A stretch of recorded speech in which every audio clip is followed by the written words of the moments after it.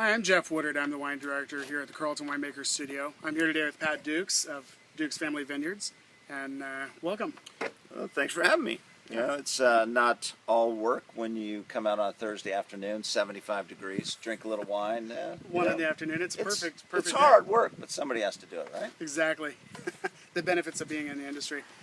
So I wanted to talk with you for a little bit today about some of your current release wines, and then you also happen to have brought one of your famed 2008 vintage Pinots along with. Yeah, we've got this small library component left that of a wine that's sold out, and it's just a beautiful 08, kind of from our lower section of our vineyard, and you know, it's one of those wines, kind of the perfect storm. So yeah, not too bad. Absolutely.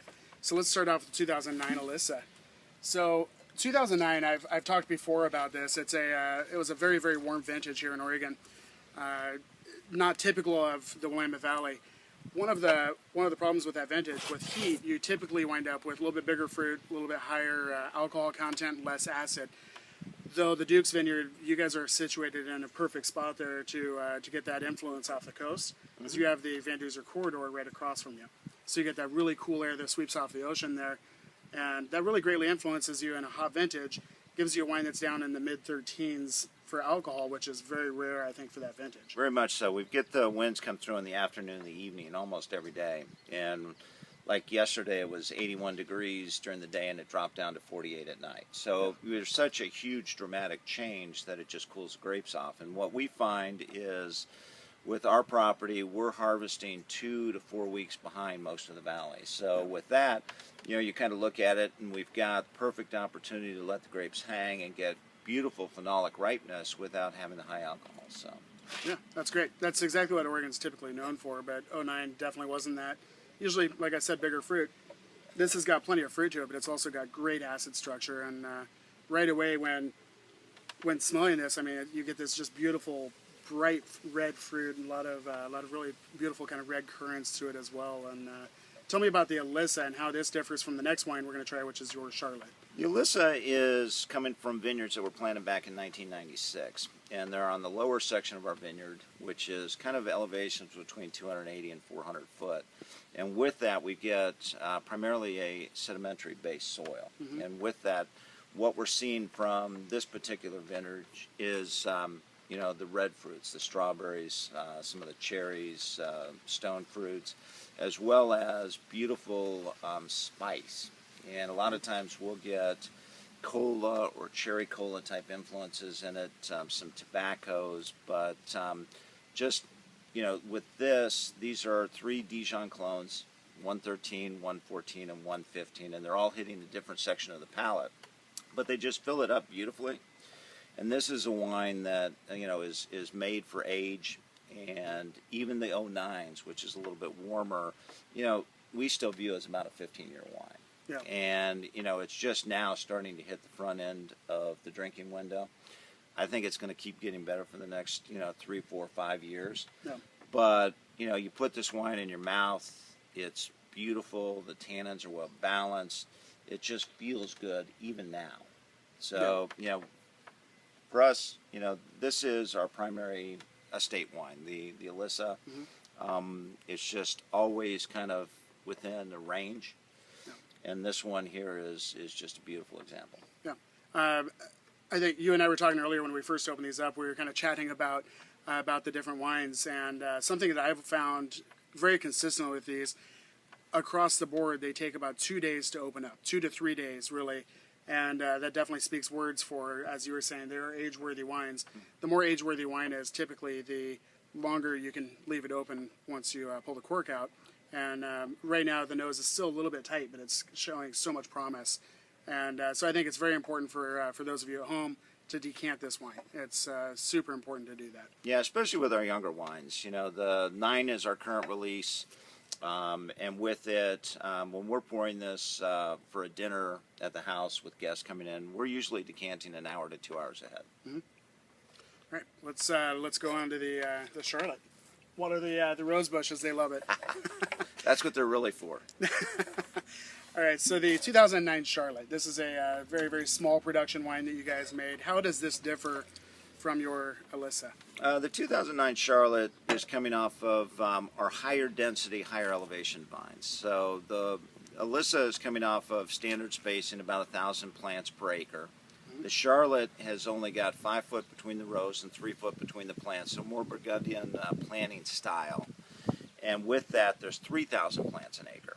And with that, allows us to significantly crop down so that, basically we're carrying, in the '09 vintage, we were no more than 6 clusters per vine. Normal standard spacing, even at 1 cluster per shoot, is roughly 20 to 22 clusters per vine. So with that, you get more concentration, more density. You get better phenolic ripeness, Sure. which, the phenolic ripeness for us is really the key. Mm-hmm. And this one is coming off of soils that are more volcanic in nature. So you're getting a little bit darker fruits as opposed to the red fruits. Yeah. You're getting more earth in the influence of the wine as opposed to the spice. Mm-hmm. So what you're seeing is just kind of a beautiful, balanced, darker fruit wine. Absolutely. This has got quite a bit more muscle Yeah. to it. Definitely on the nose, but also I think you would find on the palate as well. It's got a little bit more structure to it as well. I would say the Charlotte's going to out-age the Alyssa just because of that sheer structure. It's got that bright, beautiful, bright acid, and kind of an interesting nose. Talking to Kelly Kidna, your winemaker, this Charlotte always has these kind of like really beautiful kind of charcuterie notes, if you will, kind of dry-cured meats. And I think that's something that always draws me to it as well. It does, very, very much so. And, some people will take kind of a different approach and they'll say more, floral and violets and those kind of things. But I've also heard the kind of the meat and and really you see more of the meats and those kind of influences as it ages. Absolutely. So it gets older and then we start seeing more of that. So. Absolutely. But no, this is one of my favorites. Yeah.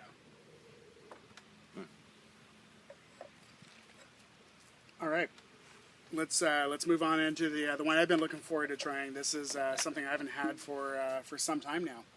The 2008 Alyssa. Well, the 2008 was just a beautiful vintage. I mean, it was just a very steady, warm but not hot vintage. We were able to hang the fruit forever. And with that, it was just, beautifully ripe. We didn't see, the huge, heavy heat, so we don't have over-extracted fruit. We harvested, kind of middle of October, but, it was when it came in, the seeds were brown, the stems were brown, the fruits just tasted beautifully in the mouth, and we were still only at about 24 and a half bricks. So, we're kind of mid-13s on the alcohols, but the wines are just very, food-friendly wines. So it's just got beautiful layers and complexity, beautiful spices to it, but not overly extracted. So you kind of don't have an overly heavy wine, but you got beautiful depth to it. Yeah. 2008 versus 2009, across the board, you're going to see many more of the 2008s being age-worthy in comparison to the 09s, which is much more rare to find wines that will lay down from that vintage. I would say the 09s, both of them, are much more approachable than even what the 2008 is. I think with your style of winemaking, 2008, this is definitely more of a collector's vintage. This is something that if you're aging wines, you're going to buy this, throw it in your cellar, forget about it for a while, because the 2008s are going to age incredibly well for many, many years to come. I would have no problem saying 20 years on this. Yeah, 20 years is about what we've estimated as well. So, it's one that I would still give this wine another 3 or 4 years. Yeah. At our home, we're drinking 9s now ahead of 8s. Absolutely. And quite frankly, we're drinking more our 6s, which are sixes really drink, kind of at the point where we like them. We like a little bit of age on them. But, you're just seeing the more age you give these, the more complexity and depth they get. And, like I said, right now our 6s are, just spot on. So, it's just kind of these wines very similar in nature early on than the 6s. Going to be very similar over time. Yeah. So, I really look forward to these in about 3 or 4 years. So. As do I. Sweet. Well, thank you for coming in at 1 in the afternoon on a Thursday to drink with me. It's Yeah, always, it's always hard, great. isn't it? It's good to be in wine country. Yeah.